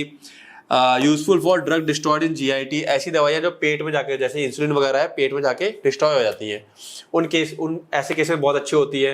एक्यूरेट और प्रिसाइज डोजिंग होती है और कैन प्रोवाइड डिपोट मतलब इंजेक्ट कर दिया, अब वो वहाँ से धीरे धीरे दवाई रिलीज होती रहेगी एक फिक्स रेट पर। डिसएडवांटेज क्या है भाई, इंजेक्शन लगता है तो दर्द होता है, जहाँ इंजेक्शन लगता है वहाँ पे इन्फेक्शन होने के चांस होते हैं, कई बार फोड़ा बन जाता है। रिक्वायर्ड ट्रेन और स्किल्ड पर्सनल, जाहिर सी बात है हर कोई नहीं लगा सकता, टैबलेट तो खा लो कैसे भी। इरिवर्सिबल वंस एडमिनिस्टर्ड, एक बार अगर लग गई तो वापस से उसको हम हटा नहीं सकते हैं। टैबलेट के केस में एक चांस है 10-15 मिनट के अंदर उल्टी वगैरह करवा के पेट की दवाई को बाहर निकाल लें। रिस्क ऑफ टिश्यू और नर्व डैमेज, यहाँ पे टिश्यू या नर्व में कई बार गलत इंजेक्शन लग जाता है, डैमेज हो जाते हैं, और ये महंगी होती है टैबलेट के कंपैरिजन में। ठीक है, सिंपल, खत्म। इसमें कुछ है ही नहीं 3 नंबर में, कितना छोटा था ये। अब कह रहा है give one example of each. अब एक एक एग्जाम्पल देने की बात करके इसने काम ही खत्म कर दिया 3 नंबर में। क्या लोगे इससे आसान, एक एग्जाम्पल इसका, एक इसका, एक इसका। अगर एग्जाम्पल मतलब क्लासिफिकेशन आती है या उसके अंदर उस कैटेगरी का ड्रग्स पता है तो एक एक दे दोगे। बड़ा कॉमन है, थ्रोम्बोलाइटिक में स्ट्रेप्टोकाइनेस, वेरी कॉमन ड्रग, पता ही होना चाहिए। एंटीप्लेटलेट में एस्प्रिन, पता ही होना चाहिए। हेमाटेनिक में फॉलिक एसिड, आयरन, पता ही होना चाहिए। इतनी बेसिक, मतलब हर कैटेगरी में एक बहुत ही बेसिक मेडिसिन, एक बहुत ही बेसिक दवाई होती है, केमिकल होता है, वो आपको पक्का पता होना चाहिए। ठीक है, उसके लिए कभी देखेंगे, अभी तो फिलहाल टाइम नहीं है, वरना हर उसमें क्लासिफिकेशन में अगर टाइम रहा आप लोगों के एग्जाम से पहले तो मैं एक लिस्ट बना दूंगा कि ये मेडिसिन पक्का पता होनी चाहिए आपको। फिलहाल आगे बढ़ते हैं। Direct question, define cholinergic drugs. तो डिफाइन कर दोगे पहले तो इसको कि कोलिनर्जिक क्या होते हैं, जो कि एसिटाइल कोलिन की नकल करते हैं, यानी कि एसिटाइल कोलिन जैसा इफेक्ट लेकर के आते हैं। फिर ये क्लासिफिकेशन दे दोगे इसका। अब क्लासिफिकेशन में मैं कुछ बता नहीं रहा, तरीका बता दिया मैंने, हेडिंग, उसके 2-2 एग्जाम्पल। ठीक है, क्लियर है। फिर देखो डिफाइन ऑटोकॉइड्स, गिव एग्जांपल्स। ठीक है, अब यहां पर और फिर कह रहा है explain physiological role of prostaglandin, prostaglandin के फिजियोलॉजिकल रोल। अब ये 3 नंबर का सवाल है, अगर मैं इसको 1 नंबर मान लूं, इसको 1 मान लूं, इसको 1 मान लूं, तो फिजियोलॉजिकल रोल आपको केवल 2 ही देने हैं। फिर ज्यादा से ज्यादा 3 या 4 दे दो, बहुत ज्यादा नहीं देने हैं। मैंने काफी सारे मेंशन किए। ठीक है, ऑटोकॉइड्स क्या होते हैं? ठीक है, ये बायोलॉजिकली एक्टिव एंडोजिनस सब्सटेंसेस होते हैं, बॉडी के अंदर ही प्रोड्यूस होते हैं। ठीक है, act like local hormone, local मतलब जहां बनेंगे सेल, जिस सेल टिश्यू उसी के आसपास ही काम करते हैं। Exerting their effect near the site of synthesis, जहां पैदा होते हैं उसी के आसपास अपना असर दिखाते हैं। ठीक है, इनका असर का समय भी बहुत कम होता है। एग्जाम्पल हिस्टामाइन, सीरोटोनिन, प्रोस्टाग्लैंडिन्स और ल्यूकोट्राइन्स। अब प्रोस्टाग्लैंडिन के रोल देख ले क्या क्या है। Role in inflammation and pain, दर्द में इसका बहुत रोल होता है। प्रोस्टाग्लैंडिन की बात करें खासकर PGE2 और PGI2 की, are key mediators in the body response to injury. जब चोट लगती है तो इनका बड़ा मेन रोल होता है। Vasodilation, they increase blood flow to the site of injury. चोट लगी, यहाँ पे तुरंत ये प्रोड्यूस होंगे, जिस लोकल एरिया में चोट लगी वहीं पैदा होंगे। ठीक है, वैसोडायलेशन करेंगे, ब्लड वेसल को फैलाएंगे, ब्लड की सप्लाई वहां बढ़ेगी, जिससे कि वहां पे क्या पड़ जाता है, लाल हो जाता है और वो हिस्सा गर्म हो जाता है। Hyperalgesia, they do not cause pain. अब जब मारा तो फिर यहां दर्द होने लगा, क्यों? ये खुद से पेन क्रिएट नहीं कर रहे हैं, बट सेंसिटाइज पेन रिसेप्टर, वहां के जो पेन रिसेप्टर्स हैं उनको बहुत ही ज्यादा सेंसिटिव बना देते हैं। किसके लिए? कि हिस्टामिन और ब्रेडिकानिन, ये जो हिस्टामिन वगैरह जो कुछ और भी निकलेगा भी, वो भी अगर आ जाएंगे वहां पर आएंगे तो वो दर्द करता है। फिर नॉर्मल हाथ रखा बड़ा दर्द कर रहा है, छू भी नहीं रहे तब भी दर्द कर रहा है, क्यों? क्योंकि हमारी बॉडी के अंदर ही जो केमिकल निकल रहे हैं वो जब इस पेन रिसेप्टर को टच कर रहे हैं तो दर्द हो रहा है। ठीक है, फीवर इन द हाइपोथैलेमस, भाई बुखार क्यों आता है? बॉडी के अंदर इन्फेक्शन हुआ। ठीक है, नॉर्मल कंडीशन में 37 पे जाके हमारा हाइपोथैलेमस कट मार देता है कि बस इससे ज्यादा बॉडी का टेम्परेचर नहीं बढ़ रहा है। ठीक है, बाकी बॉडी की हीट फिर बाहर निकाल देता है। लेकिन जैसे ही बॉडी में इन्फेक्शन होता है, ठीक है, तो हमारा प्रोस्टाग्लैंडिन रिलीज होना स्टार्ट हो जाता है। इन्फेक्शन के रिस्पॉन्स में ये जाकर के हाइपोथैलेमस के पास जाकर के क्या करता है, जो बॉडी का थर्मल सेट पॉइंट होता है 37 से बढ़ा देगा कि नहीं अब कट लगेगा 38 पर या 39 पर। ठीक है, उससे पहले बॉडी का टेम्परेचर नहीं गिराना है, क्यों? बॉडी में इन्फेक्शन हो गया है, उसको मारना है। बात समझ में आई? ठीक है, तो वैसोडायलेशन, हाइपरएल्जेसिया और फीवर, ये एक रोल आ गया इसका। ये एक्चुअली आप इसको 3 पॉइंट भी बना सकते हो, अदरवाइज ये आ गया इंजरी के अंदर इसके 3 point. Then gastric mucosal protection, acid inhibition, they reduce the secretion of gastric acid by parietal cells. Parietal cells में एसिड बेवजह निकलता रहता है, बेवजह ना निकले, सॉरी, तो उस समय ना निकले उसको क्या करता है, उसमें काम करता है, उसको मतलब रोक के रखता है, खाना खाते वक्त ही निकले, बेवजह ना निकले, म्यूकस सिक्रेशन करवाता है। They stimulate the production of protective mucus and bicarbonate ion. ठीक है, हमारे स्टमक के आसपास म्यूकस और बाइकार्बोनेट आयंस को प्रोड्यूस करवाता है जिससे कि एसिड का असर ना हो हमारे म्यूकोसल लेयर पर। Cytoprotection, they maintain mucosal blood flow, mucosa के ब्लड फ्लो को मेंटेन रखता है, जिससे कि helping to prevent gastric ulcer, जिससे कि गैस्ट्रिक अल्सर्स ना हो। किडनी में क्या काम कर रहे हैं ये किडनी की हेल्थ के लिए? किडनी में खासकर तब काम करते हैं specially when blood flow is compromised. Kidney के अंदर प्रॉपर ब्लड फ्लो अगर नहीं जा रहा है तब ये मेन काम करते हैं। कैसे? Dilation, they dilate the efferent arteriole, supply जा नहीं रही ब्लड की, कुछ कमी हो गई है तो ब्लड वेसल को डायलेट कर देंगे जिससे कि ज्यादा ब्लड पहुंचे, to maintain the glomerular filtration rate. दूसरा, वाटर और salt balance, they inhibit the reabsorption of sodium and antagonise the action of anti diuretic hormone promoting water excretion. Kidney अगर पानी नहीं निकाल पा रही यूरिन को, तब उस केस में फिर वो क्या काम करता है? पानी के रीअब्जॉर्प्शन को ब्लॉक करता है, एंटी डायरेटिक हार्मोन के काम को रोक देता है और पानी को मतलब यूरिन को बाहर निकलने देता है। ठीक है। रिप्रोडक्टिव सिस्टम में stimulate uterine contraction during labour and menstruation, menstruation और लेबर के समय जो कॉन्ट्रैक्शंस होते हैं उसको मेंटेन करता है। फिफ्थ है कार्डियोवास्कुलर एंड प्लेटलेट इफेक्ट। ठीक है, ये काफी इंपॉर्टेंट है, कार्डियोवास्कुलर एंड प्लेटलेट इफेक्ट। इसमें क्या? थ्रोम्बेक्सिन, जो थ्रोम्बेक्सिन होता है produced by platelets, it promote platelet aggregation and vasoconstriction, यानी कि हेल्प इन क्लॉटिंग जब कट लगता है। वहीं उल्टा जो प्रोस्टासाइक्लिन है वो produce by the vascular endothelium, it inhibit the platelet aggregation. ये उल्टा कर रहा है, बेवजह का जो क्लॉट ना बन जाए उसको रोकता है। तो ये दोनों बैलेंस कर रहा है। ठीक है ना? ठीक है, तो कोई भी चार प्रोस्टाग्लैंडिन के कोई भी फिजियोलॉजिकल चार रोल आप बता दोगे। Then define and classify bronchodilator, ये हम कर चुके हैं PYQ1 में। Classify anticonvulsants with example, फिर क्लासिफिकेशन आ गया और विद एग्जाम्पल। तो क्लासिफिकेशन करेंगे तो एग्जाम्पल तो वैसे भी देना है हमको। ठीक है, तो सीधा क्लासिफिकेशन लिख देते तब भी चल जाता है। एंटी कन्वर्जेंट क्या है डिफाइन कर दोगे। इन्हीं को हम एंटी एपिलेप्टिक ड्रग भी कहते हैं। ठीक है, फार्मास्यूटिकल केमिस्ट्री में भी काफी पूछा जाता है, तो उम्मीद है ये इसकी डेफिनेशन आप लोगों को याद होगी। ठीक है, जो हमको कंट्रोल करता है क्या? दौरे वगैरह जो पड़ते हैं कन्वर्जेंस, उस केस में इसका इस्तेमाल होता है। अब क्लासिफिकेशन अगर आप लोगों को उधर वाली याद है, फार्मास्यूटिकल केमिस्ट्री में जो पढ़ी थी, तो वो भी यहाँ काम कर जाएगी। ठीक है, क्लासिफिकेशन थोड़ा याद करना आसान नहीं होता है। जो बच्चे पहली बार पढ़ रहे हैं या अब पढ़ाई स्टार्ट कर रहे हैं तो उनको दिक्कत होती है, और जो शुरू से पढ़ रहे हैं उनको तो पता ही होगा। फिर देखो डिफाइन डायूरेटिक, तो मेरा कहने का मतलब समझ रहे हो आप लोग? एक बात क्लियर हो, define classify, give indication, indication मतलब इसका यूज देना है। Indication for use of diuretic, किन किन केसेस में इसका इस्तेमाल होगा। तो डायूरेटिक क्या होते हैं? जो हमारे यूरिन के आउटपुट को बढ़ा देते हैं। ठीक है, एग्जाम्पल फिरोस्माइड, एग्जाम्पल दोगे, बिना एग्जाम्पल काम नहीं बनता। अब इंडिकेशन की बात करें तो हाइपरटेंशन, जब बीपी बहुत ज्यादा है तो बॉडी से वाटर को कम करके बीपी को कम किया जाता है। एडिमा, बॉडी में अगर सूजन आ रखी है पानी इकट्ठा होने की वजह से, जैसे कि हार्ट फेलियर की वजह से या किडनी डिजीज की वजह से या लिवर सिरोसिस की वजह से, उस केस में भी हम इसका इस्तेमाल करते हैं।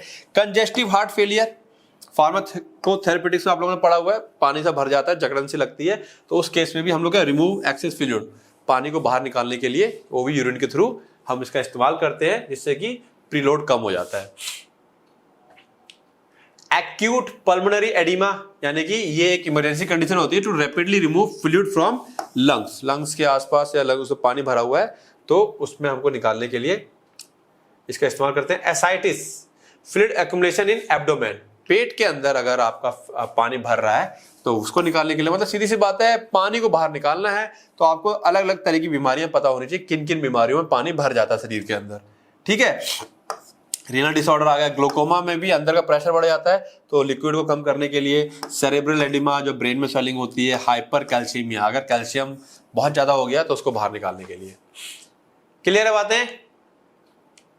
What is insulin used for? Diabetes के लिए इस्तेमाल होता है। किसको नहीं पता तो सबसे पहले डिफाइन कर दो कि इंसुलिन होते क्या है। What is its route of administration? हम सबको पता है, वाया इंजेक्शन हम लेते हैं, लेकिन इंजेक्शन में भी IM, IV, सबक्यूटेनियस क्या लेते हैं पता होना चाहिए। इंपॉर्टेंट क्वेश्चन है। मेंशन इट्स एडवर्स इफेक्ट, तो बहुत सिंपल क्वेश्चन था ये, मतलब अगर नहीं भी पढ़ के गए हो तो भी आंसर हो जाता है। खैर, इंसुलिन होता है क्या? पेप्टाइड हार्मोन होता है। इंसुलिन है तो हार्मोन ना, पेंक्रियास से निकलता है, produce by beta cell of the pancreas, class first year में पढ़ा होगा एचएपी के अंदर, वो डेफिनेशन दे दोगे इसकी, जो कि हमारे ब्लड ग्लूकोज लेवल को कम करता है। यूज की बात करें, insulin is used to control blood glucose level, diabetes को कंट्रोल करने के लिए इस्तेमाल में आता है, ठीक है, या उससे जो रिलेटेड कंडीशन है। रूट की बात करें तो सबक्यूटेनियस इंजेक्शन दिया जाता है। The most common route injections are given into the fatty tissues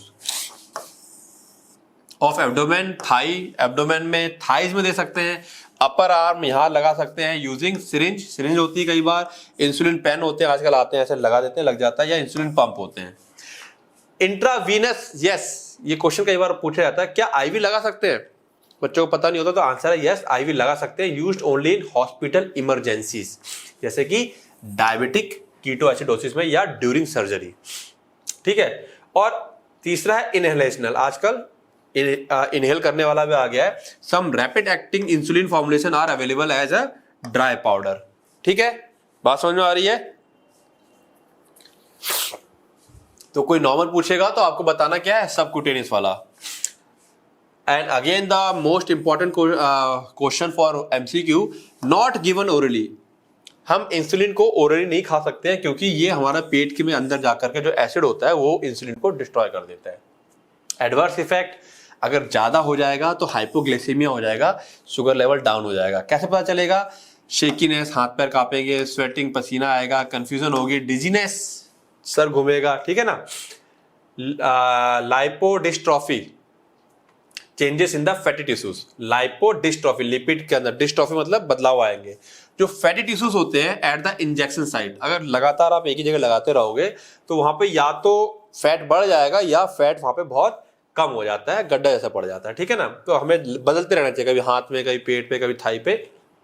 weight gain, अब बॉडी क्या करती है, ग्लूकोज का इस्तेमाल बहुत अच्छे से कर रही है, begin to process glucose more efficiently, it may store more energy as fat, अब वो उस ग्लूकोज को फैट में कन्वर्ट करके स्टोर करती है, तो वेट गेन हो सकता है। कई बार लोकल एलर्जिक रिएक्शन हो जाते हैं, जहां पे आप इंजेक्शन लगा रहे हैं तो स्वेलिंग, इचिंग हो जाती है कई बार, ठीक है। तो ये इसके एडवर्स इफेक्ट आ गए। Hypokalemia can occasionally cause a drop in blood potassium level, blood का जो पोटेशियम लेवल है वो कई बार ओकेजनली, नॉट ऑलवेज, डाउन कर जाता है जब हम उसको आईवी देते हैं, ठीक है। तो उस कंडीशन में ऐसा होता है। क्लियर है बातें? चलें आगे।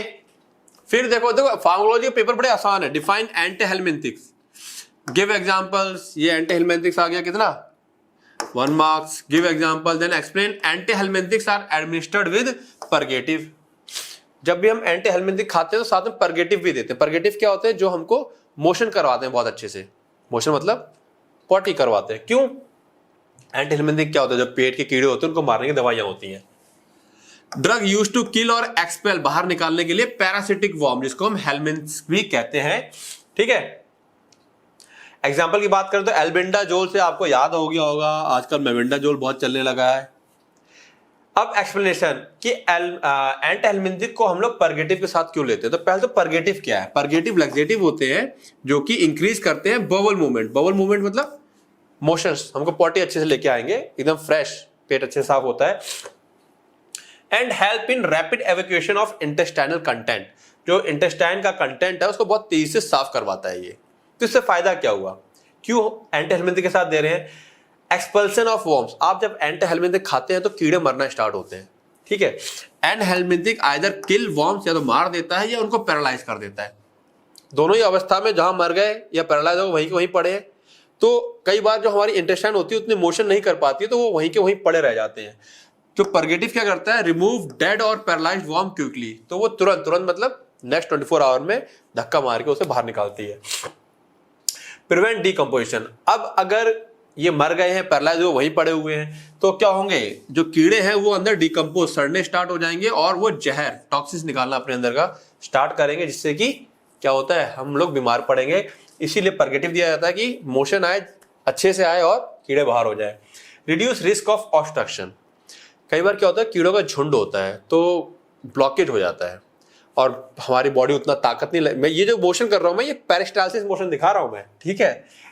इंटेस्टाइन के अंदर जो पेरिस्टाल्सिस मोशन होता है ना, ये अगर मेरे वीडियो देखे होंगे तो मोशन इस तरह दिखाता रहता था करके, ठीक है, तो वो धक्का लगे, ब्लॉक ना हो जाए, उसके लिए भी साथ में परगेटिव दिया जाता है। इंप्रूव ट्रीटमेंट इफेक्टिवनेस, इससे क्या होता है, ट्रीटमेंट हमारा इफेक्टिव हो जाता है कि सारे कीड़े बाहर निकल गए। ठीक है, right examples and therapeutic uses of amino glycosidic antibiotics. तो सबसे पहले तो डिफाइन कर दोगे क्या होते हैं अमीनो ग्लाइकोसाइडिक एंटीबायोटिक, उसका एग्जांपल दे दोगे, उसका यूज बता दोगे, simple question.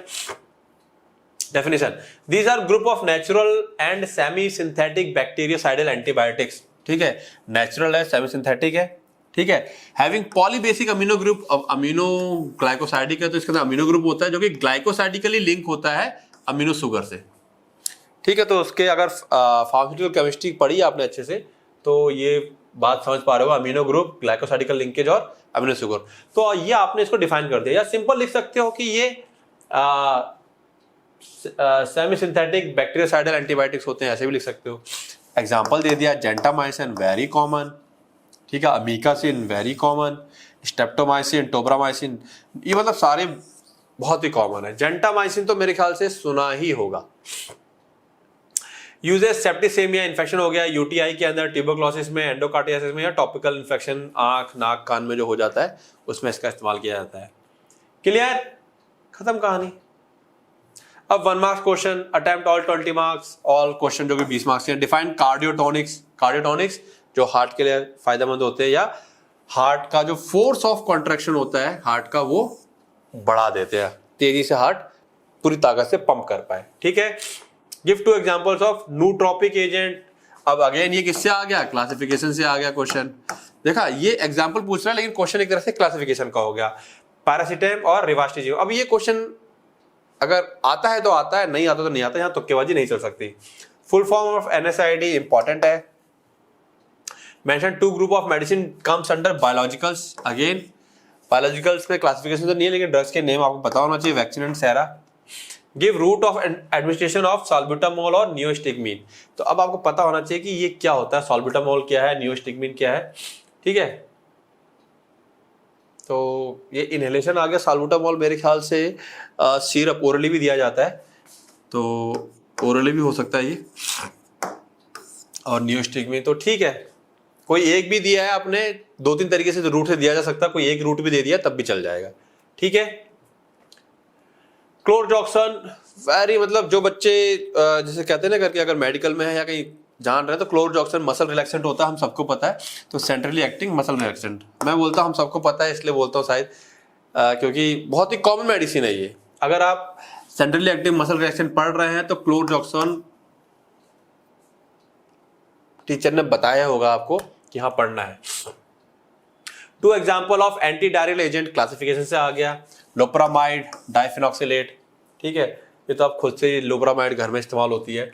Name the antidote for iron poisoning. अब ये थोड़ा सा क्वेश्चन ऐसा हो गया कि अलग से ही आ गया। ठीक है, तो ये मान सकते हैं कि बच्चों को नहीं पता होगा, तो क्वेश्चन आया हुआ है लेकिन तो बता दे रहा हूँ। डेफ्रोजेमिन करके केमिकल है वो इस्तेमाल होता है। व्हाट इज थेरेपेटिक इंडेक्स, क्या होता है थेरेपेटिक इंडेक्स? यहाँ पे हम कैलकुलेट करते हैं डोज की टॉक्सिसिटी की, कितनी डोज सेफ है एक तरह से। ठीक है ना, कैसे निकालते हैं? Lethal dose upon effective dose 50%। इसका मतलब क्या है?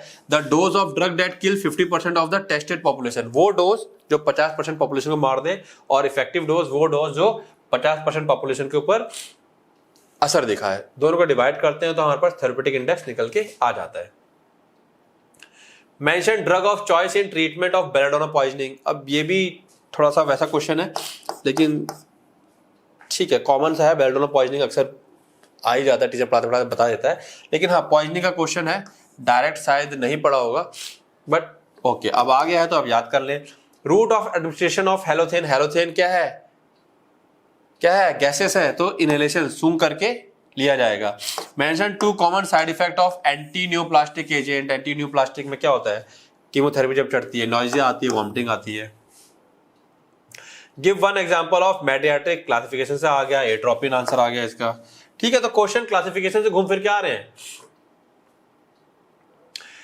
Monoamine oxidase inhibitor are used as anti depressant. Mention therapeutic uses. ये क्लासिफिकेशन से क्वेश्चन आया हुआ है। थेरेपेटिक यूजेस ऑफ मेथिमाजोल और मेटफॉर्मिन। अब ये ड्रग किस कैटेगरी में, अगर ये आपको पता है मेटफॉर्मिन क्या है, एंटी डायबिटिक है, तो आपने लिख दिया टाइप 2 डायबिटिक है, डायबिटीज मेलाइटस। मेथिमाजोल क्या है, हाइपरथायरॉयडिज्म में इस्तेमाल होगी। तो अगर आपको ड्रग पता है किस कैटेगरी में, तो आंसर दे दोगे। क्वेश्चन घुमा फिरा के आ रहे हैं इस तरीके से, यूज का आ गया क्वेश्चन।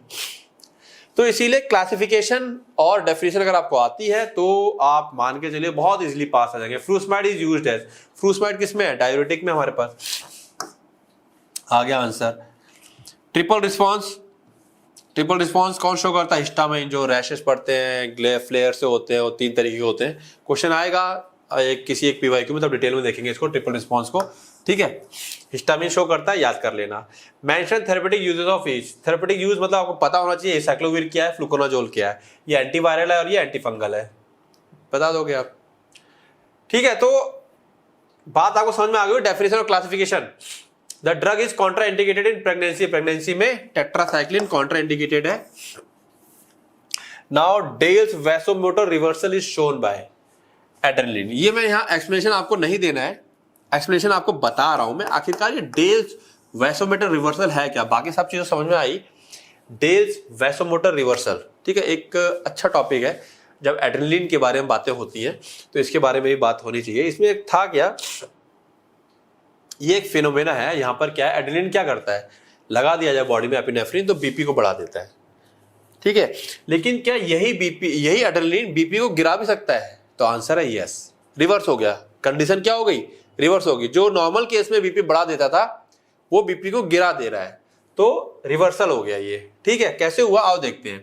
तो कह रहा है रिवर्सल में क्या है, यहाँ पर जो प्रेशर बीपी जो बढ़ता है वो उसका जो इफेक्ट है एड्रेनलिन का, कन्वर्ट करके हम डिप्रेशन में बदल देते हैं उसको, कि बीपी को वो गिरा दे। कैसे, अल्फा एड्रेनर्जिक ब्लॉकर को दे करके। अब बात को समझते हैं, सिंपल जो यहाँ पर कहानी वो समझा देता हूं मैं आपको। एड्रेनलिन अल्फा ब्लॉकर पे, उस पे अल्फा रिसेप्टर पे काम करता है और बीटा रिसेप्टर पे काम करता है। अल्फा बीटा दोनों पे करता है। अल्फा पे ज्यादा करता है, बीटा पे कम करता है। तो बीटा पे जब काम करेगा तो बीपी क्या करेगा, डिक्रीज करेगा। अल्फा पे काम करेगा तो बीपी क्या करेगा, इंक्रीज करेगा। तो एड्रेनलिन नॉर्मल केस में अल्फा पे ज्यादा काम करता है, तो गिरने की बजाय बीपी हमारा बढ़ जाता है, ठीक है। अब बात समझना, हमने क्या दिया, अल्फा एड्रेनर्जिक ब्लॉकर दे दिया हमने। अब क्या कर दिया, अल्फा ब्लॉकर एक ड्रग दे दिया हमने। जब अल्फा ब्लॉकर ड्रग दे दिया, अल्फा ब्लॉकर में हमारे पास कौन कौन आते हैं, जैसे अर्गोटॉक्सिन है, फेंटोलामाइन है, ठीक है, ये हमने दे दिया। तो इसने क्या किया, सारे के सारे अल्फा को ब्लॉक कर दिया। इसको देने के बाद जब हमने फिर से एड्रेनलिन दिया तो क्या होगा, अल्फा तो इसको मिलेंगे नहीं, इसको सिर्फ और सिर्फ क्या मिलेंगे, बीटा मिलेंगे। ये बीटा पे सारा काम करेगा, बीपी को गिरा देगा, ठीक है। वही कहानी यहां लिखी हुई है, आप लोग इसको एक बार रीड करिएगा। कोर प्रिंसिपल क्या है, अल्फा 1 रिसेप्टर जो कि ब्लड वेसल में पाए जाते हैं और वैसो कंस्ट्रिक्शन करते हैं, बीपी को बढ़ाते हैं। और बीटा 2 रिसेप्टर ये भी ब्लड वेसल पे होते हैं, स्केलेटल मसल के जो होते हैं उस पे होते हैं, और ये वैसोडायलेशन बीपी को गिराते हैं। तो एक्चुअली एड्रेनलिन क्या है, ये नॉन सिलेक्टिव है। ये किसी ऐसा नहीं किसी एक पे काम करेगा, ये दोनों पे काम करता है, नॉन सिलेक्टिव है, ठीक है। तो हुआ क्या, नॉर्मल रिस्पॉन्स में हमने इसको दिया, इंजेक्ट किया, बीपी हमारा क्या हुआ, काफी ज्यादा इंक्रीज कर गया। Even though beta 2 receptor are being stimulate, beta 2 भी स्टिमुलेट हुए, लेकिन हमारा अल्फा पे ज्यादा काम करता है तो इसलिए बीपी बढ़ गया। अब हमने क्या किया, अल्फा ब्लॉकर दे दिए, लाइक अर्गोटॉक्सिन या फेंटोलामाइन ड्रग्स दे दी, जिसने प्लग कर दिए, बंद कर दिए सारे अल्फा रिसेप्टर। अब इसके बाद हम जब वापस से क्या देते हैं, सेम डोज एड्रेनलिन की देते हैं, तो इसको अल्फा रिसेप्टर जो ब्लॉक हो गए हैं वो तो मिलेंगे नहीं। ये किस पे काम करेगा, केवल अनमास्क्ड बीटा रिसेप्टर, जो बीटा रिसेप्टर खुले हुए हैं उन पे काम करेगा, जिसकी वजह से वैसोडायलेशन होगा और subsequent drop in blood pressure, हमारा बीपी गिर जाएगा। तो सेम ड्रग जो बीपी बढ़ाती थी उसने बीपी गिरा दिया, तो रिवर्सल हो गया, ठीक है। This is the Dale's vasomotor reversal, ठीक है, ओके। चलिए, तो फार्माकोलॉजी में कॉन्सेप्ट क्लियर हो गया होगा, क्या आएगा, और जल्दी आपके जो बाकी 2 हो गए हैं, 3 फटाफट मैं अपलोड करता हूं पीवाईक्यू, तब तक आप इसको पढ़ के समझ के अच्छे से फिनिश कीजिए, ओके। All the best.